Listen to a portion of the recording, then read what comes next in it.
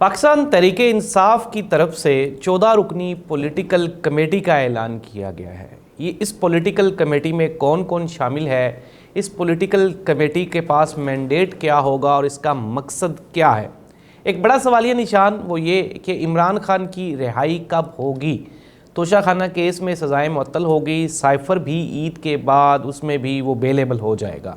तो क्या इमरान खान की रिहाई ईद के बाद मुमकिन है या फिर ये लंबा टाइम लेगी, ये मैं बताने जा रहा हूँ आपको आज के प्रोग्राम में। और तसद्दुक जिलानी साहब, जिनका नाम रखा गया था कि वो कमेटी को हेड करेंगे, जो कि जजेस को ख़त लिखे गए, उसके बारे में फिर हमने कल सुना कि जो हमारे मुअज़्ज़िज़ चीफ़ जस्टिस साहब हैं, उन्होंने कहा कि तसद्दुक जिलानी साहब ने सोशल मीडिया के प्रेशर की वजह से उस कमेटी की सरबराही लेने से इनकार कर दिया। लेकिन आज तसद्दुक जिलानी साहब ने होशरुबा इंकशाफात किए और उन्होंने बताया कि मुझे कुछ टर्म्स एंड कंडीशंस बताई गई थी कि इनसे बाहर जाके आपने इन्वेस्टिगेशन नहीं करनी। उन्होंने ये भी कहा कि मेरे हाथ पांव बांध के तो मुझसे ये इन्वेस्टिगेशन या अपनी मर्ज़ी का फ़ैसला करवाना चाहते थे। तो ये एक बड़ा सेटबैक है, एक ड्रॉबैक है जजिस खतूत वाले मामले पे, क्योंकि सुप्रीम कोर्ट ऑफ पाकिस्तान कुछ और बता रहा है, लेकिन जो न्यूट्रल एनालिसिस हैं, जो हक़ाइक़ हैं, जो ज़मीनी हक़ाइक़ हैं, वो किसी और तरफ इशारा कर रहे हैं। लेकिन नाज़रीन, पाकिस्तान में अब कोई गेम किसी के आंखों से ओझल नहीं है। पाकिस्तान में क्या हो रहा है, कहाँ हो रहा है और कौन करवा रहा है, ये मैं भी आपको हज़ारों मरतबा बता चुका हूँ और अब तो आम पाकिस्तानी ये जान चुके हैं कि हो क्या रहा है। खैर, अब हम आते हैं कि मसाइल का हल कहाँ पे है, किस तरफ है। इमरान खान ने 14 रुकनी कमेटी का ऐलान किया है, पॉलिटिकल कमेटी। उसमें उमर अयूब साहब हैं, इसके अलावा बैरिस्टर गौहर साहब हैं, ओन अब्बास बप्पी साहब हैं, और जो जीबी से थे साबिक वज़ीर आला वो हैं, इसमें अली अमीन गंडापुर हैं, पंजाब से मियाँ असलम इकबाल, हमाद अज़हर और हाफिज़ फ़रत अब्बास, ये भी उस कमेटी का हिस्सा होंगे। और एक और बड़ी शख्सियत जो इस कमेटी में मौजूद हैं वो है शेर अफजल मरवत, क्योंकि शेर अफजल मरवत के बारे में अमूमन ये कहा जा रहा था कि शायद शेर अफजल मरवत कोई जिस तरह के आजकल बयानात दे रहे हैं उससे कुछ ऐसा ज़ाहिर हो रहा था कि शायद में भी शेर अफजल मरवत किसी और के कहने पे ये बयानात दे रहे हों। लेकिन इमरान खान ने शेर अफजल मरवत पे एतमाद का इजहार करते हुए इस 14 रुकनी कमेटी में उनको भी शामिल किया है। नाज़रीन, ये 14 रुकनी कमेटी बनाई किस लिए गई है? अब बिहाइंड द डोर मैं आपको ये बताता हूँ, पाकिस्तान की मौजूदा मुआशी सूरत हाल पाकिस्तान की तारीख की अबतर सतह पर है। यानी कि पाकिस्तान में हालात इतने कशीदा हो चुके हैं, मुआशी हालात, कि अब आइंदा चंद सालों में हमारे पास में भी ये हो सकता है, मैं ये आपको ख़बर दे रहा हूँ कि शायद आर्मी का असलहा ख़रीदने के लिए और मुल्क का नज़्म नस्क चलाने के लिए पैसे नहीं होंगे।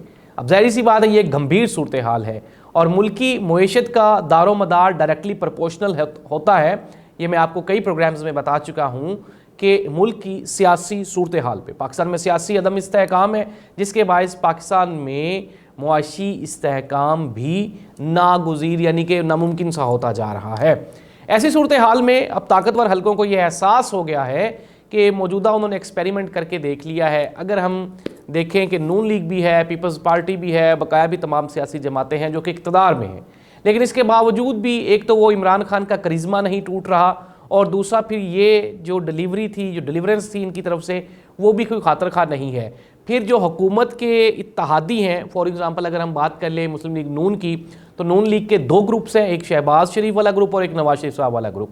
अब नवाज शरीफ साहब वाला ग्रुप टोटली डिसएग्री कर रहा है शहबाज शरीफ ग्रुप की पॉलिसीज़ के साथ। ऐसी सूरत हाल में जाहिर सी बात है कि आप देख लेंगे कि चंद ही दिनों के बाद ये जो गठजोड़ है, ये जो इत्तेहाद है, ये कहीं ना कहीं जाके टूट जाएगा।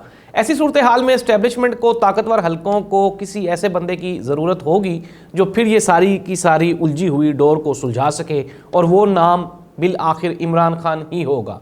क्योंकि ज़ाहिर सी बात है कि हमने देख भी लिया कि वोट इमरान खान को पड़ गए और इतने बढ़ गए जितने की एक्सपेक्टेशंस भी नहीं थी। वोट पड़ने के बाद हुकूमत साजी का मामला भी मुकम्मल हो गया, लेकिन आज तक इतना लंबा अरसा गुजर जाने के बावजूद भी ना ही तो इमरान खान का करिश्मा डाउन हो रहा है और ना ही मौजूदा जो गवर्नमेंट है, जो मौजूदा इत्तेहाद है, ना ही वो कोई ऐसा मौजज़ा क्रिएट करने में कामयाब हुआ है जिससे आवाम की राय इनके बारे में बदल सके। तो ऐसी सूरत हाल में इमरान खान की वापसी ही मसाइल का हल होगा। ये मैं आपको आज बता रहा हूँ। ये 6 महीने लग जाएं, साल लग जाएं, इमरान खान जेल से कब निकलेंगे, बड़ा सवालिया निशान है। कमेटी बनाने का मकसद भी यही है कि इस कमेटी में 2 तरह के लोग हैं। एक वो हैं जो एंटी इस्टेब्लिशमेंट हैं, जो कि मीडिया पे आपको नज़र आएंगे, जो कि आपको पीटीआई का बयानिया बताते हुए, आपको सुनाते हुए, कायल करते हुए दिखाई देंगे कि पाकिस्तान तहरीक इंसाफ एंटी इस्टेब्लिशमेंट जमात है। दूसरी जानब इसी ये जो कमेटी है, इसमें कुछ लोग ऐसे भी हैं जो कि बातचीत के लिए रखे गए हैं और उनको ये टास्क दिया गया है कि वो बातचीत करें। पिछले दिनों हमने देखा भी था कि पेशावर में वहाँ पे कोर कमांडर हाउस में अफ्तारी हुई, तो फिर वो वाले 2 बयानिए आ गए, कुछ लोग चले गए अफ्तारी पर, कुछ नहीं गए। मसाइल क्या है, या बातचीत तो ज़ाहिर सी बात है कभी ना कभी कहीं ना कहीं होनी है। इमरान खान के दौर में बाजवा साहब इमरान खान साहब के बहुत करीब थे और लग यही रहा था कि शायद ये इत्तेहाद ना टूट सके, और बज़ाहिर कोई इतना कोई गंभीर सूरत हाल भी नहीं थी। लेकिन फिर हमने देखा कि किस तरह से मलक अहमद ख़ान और फिर वो शहबाज शरीफ साहब की एंट्री, और फिर उसके बाद वो जो बाजवा साहब के समधी थे, उन्होंने किस तरह से पूरे के पूरे मुल्क की सूरत हाल बदल के रख दी।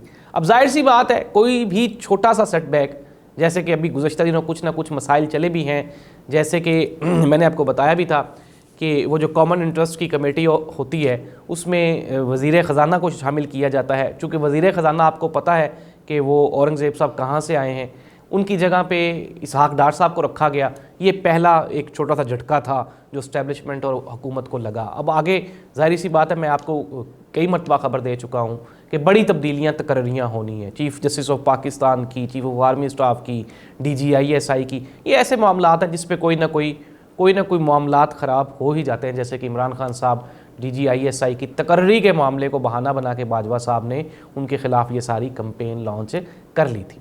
तो ऐसी सूरत हाल में जाहिर सी बात है हालात तो बदलेंगे ही। पाकिस्तान पीपल्स पार्टी और इस्टेब्लिशमेंट भी आमने सामने आने वाली हैं। उसकी एक बड़ी वजह चेयरमैन सेनेट का इंतखाबात है। अब मामलात कुछ ऐसे हैं कि चेयरमैन सेनेट के लिए पाकिस्तान पीपल्स पार्टी की तरफ से जो मुतवक्का नाम है वो यूसुफ रज़ा गिलानी साहब का है, लेकिन कुछ हल्के ये भी बता रहे हैं कि अनवारुल हक काकड़ साहब को भी लॉन्च किया जा सकता है चेयरमैन सेनेट की सीट के लिए। तो हमने देख लिया कि किस तरह से मियां मोहम्मद शहबाज शरीफ साहब वज़ीर आज़म हैं, लेकिन उनसे ज़्यादा ताकतवर फैसले मोहसिन नकवी साहब के हैं। ज़ाहिर सी बात है जब मामलात वो चला रहे हों तो जब उनके मुंतखब करदा सेनेटर्स की बात नहीं सुनी जाएगी तो फिर हालात ख़राब होंगे। अब देखना ये होगा, 3 सेनेटर्स ऐसे हैं जिनके ऊपर सारे का सारा दारो मदार है, इन्हिसार है, और ये आपको प्रेडिक्ट करेंगे कि ये गवर्नमेंट कितना प्रलॉन्ग करेगी, कितना चलेगी, किस तरह से मामलात क्लियर होंगे या नहीं होंगे। 3 सेनेटर्स हैं, एक मोहसिन नकवी साहब हैं, दूसरा अनवारुल हक काकड़ साहब हैं, और तीसरे हमारे जनाब वावडा साहब हैं। तो ये ही डिसाइड करेंगे और आपको बताएंगे कि आगे क्या होने वाला है। लेकिन चूँकि आजकल आप ये कुछ अगर हम गौर करें, ये काबिल गौर फ़िक्रा होगा, या आप गौर कर लें कि after a long time Pakistan में सादात की हुकूमत है, सैयदों की हुकूमत है। और सैयद मोहसिन नकवी साहब जो हैं वो वज़ीर आला पंजाब थे, फिर वो हो गए चेयरमैन PCB हो गए, फिर उसके बाद अब वो वज़ीर दाखिला हैं।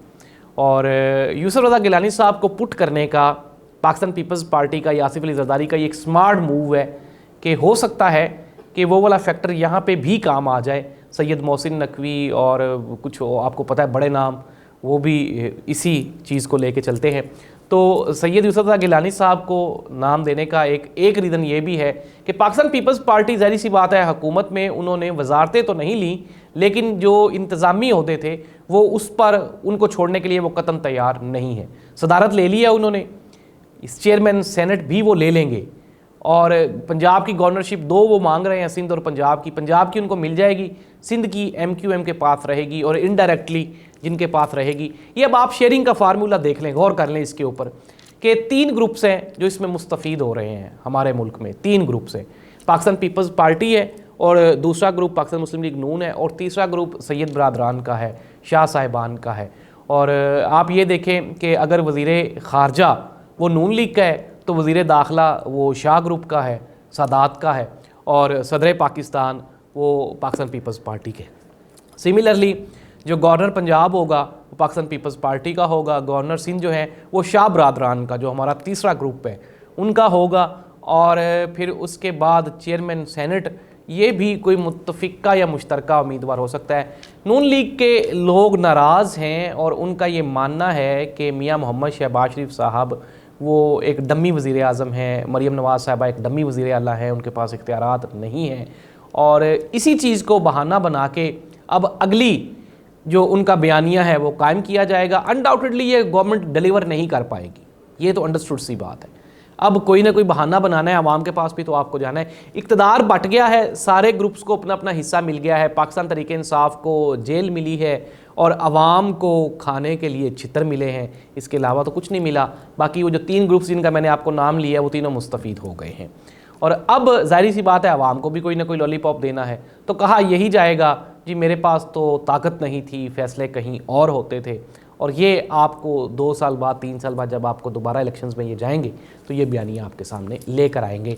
ये ख़बरें थी आज की जो कि मैंने आपको बता दी। अल्लाह इस मुल्क का हामी और नासिर हो। अगले प्रोग्राम में दोबारा मुलाकात होगी। हमारा चैनल सब्सक्राइब कर लें, फेसबुक और यूट्यूब पे हमें आप फॉलो कर लें, सब्सक्राइब कर लें। अल्लाह इस मुल्क का हामी और नासिर हो। अल्लाह हाफ़िज़।